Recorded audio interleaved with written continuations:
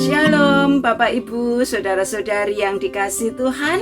Kita jumpa lagi dalam Lawatan Hati.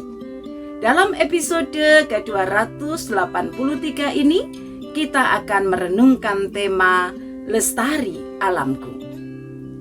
Tahun 1982, ada seorang penyanyi legendaris yang bernama Gombloh meliris sebuah lagu yang berjudul Berita Cuaca. Penggalan liriknya seperti ini: lestari alamku, lestari desaku, di mana Tuhanku menitipkan aku.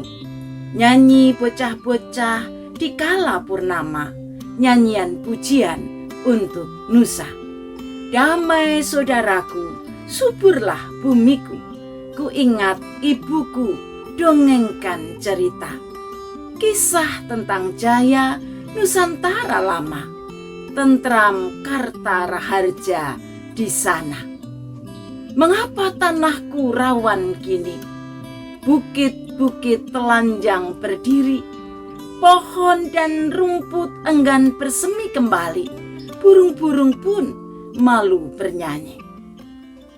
Lagu itu merupakan keprihatinan atas semakin rusaknya alam akibat keserakan manusia yang mengeksploitasinya habis-habisan. Pada masa itu ada banyak penebangan liar.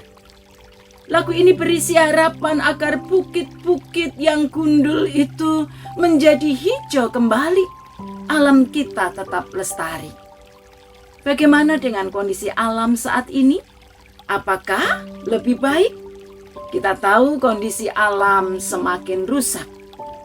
Panas yang makin menyengat akibat pemanasan global, polusi udara, tanah dan air, perubahan musim, juga tanah longsor dan banjir menjadi tanda kerusakan alam.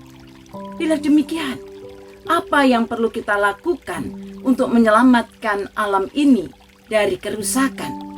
Tentu kita semua rindu melestarikan keindahan alam. Dalam rangka Hari Lingkungan Hidup Sedunia yang kita rayakan 5 Juni, kita memperhatikan firman Tuhan yang tertulis dalam Ulangan pasal 20 ayat 19 sampai dengan 20.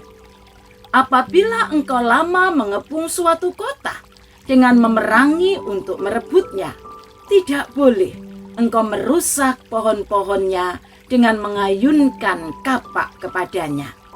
Buahnya boleh kau makan, tetapi batangnya jangan kau tebang.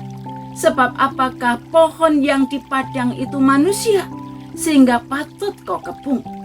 Hanya pohon-pohon yang kau tahu tidak menghasilkan makanan boleh kau rusak dan kau tebang, untuk mendirikan pagar pengepungan terhadap kota yang berperang melawan engkau sampai kota itu jatuh. Dua ayat Alkitab ini memberi inspirasi sikap yang baik terhadap alam. Sungguh luar biasa, Allah memberikan petunjuk kepada umatnya bagaimana bersikap bijak terhadap alam, khususnya pepohonan. Sekalipun mereka memerlukan kayu-kayu untuk mengepung kota musuh, Allah melarang umatnya merusak pepohonan yang menghasilkan makanan. Tentunya tujuan yang dimaksudkan adalah agar tersedia makanan bagi penduduk kota itu ketika perang usai.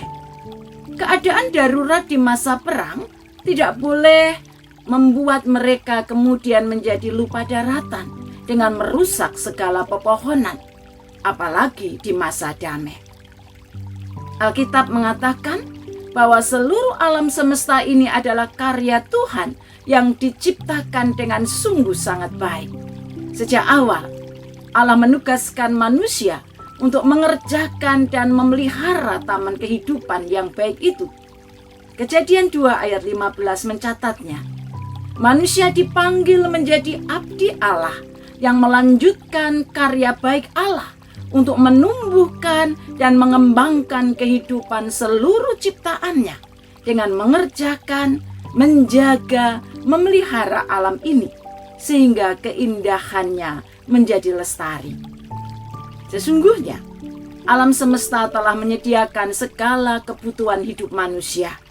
Semua yang dibutuhkan manusia, bahkan juga makhluk-makhluk Tuhan lainnya, telah tersedia di alam ini.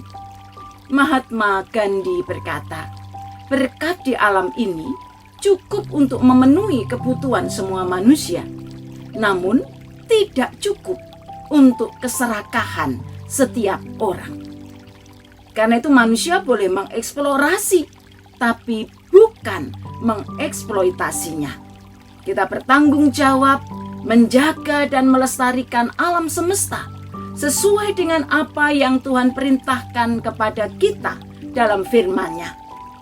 Namun ternyata banyak manusia yang telah melupakan tugas panggilannya untuk menjaga dan memelihara ciptaan Tuhan. Tidak sedikit manusia yang lebih bersikap sebagai penguasa bumi yang otoriter, melakukan segala sesuatu dengan sesuka hati untuk kepentingan diri sendiri atau kelompoknya, tanpa memikirkan kelestarian, kebersihan, dan kesehatan lingkungan. Sungguh sangat memprihatinkan melihat bagaimana perilaku manusia yang telah merusak alam untuk keuntungan sesaat dan kepentingannya sendiri. Semakin lama, manusia semakin tidak menghargai karya penciptanya, hingga kita semakin sulit menemukan alam yang masih segar. Mari kita mengingat kembali tugas panggilan kita sebagai abdi Allah yang merawat dan melestarikan alam semesta yang Tuhan sudah percayakan kepada kita.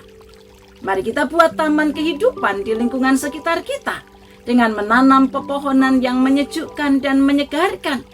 Kita hadirkan bunga-bunga, tanaman pangan, dan berbagai pepohonan.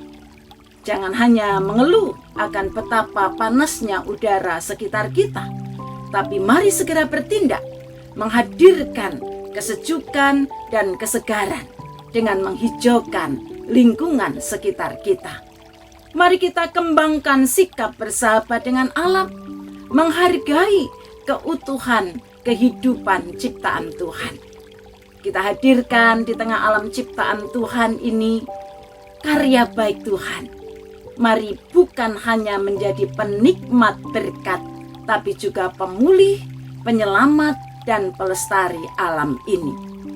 Lestari alamku, itu bukan sekedar cerita indah di masa lalu dan bukan sekedar sebuah lagu, tapi rindu dan harap yang perlu kita wujudkan dalam sikap bijak, menjaga dan memelihara kehidupan alam secara berkelanjutan. Kita kerjakan mulai hari ini. Amin. Mari kita berdoa. Ya Bapa, tolonglah kami agar kami semakin mampu menjadi abdi-abdi-Mu yang mengerjakan, menjaga, memelihara alam ini agar tetap lestari. Beri kami hikmat agar bersikap bijak dalam perilaku sehari-hari ketika kami hidup bersama ciptaan Tuhan di seluruh alam ini. Mampukanlah kami, ya Tuhan, di dalam Kristus Tuhan kami. Amin.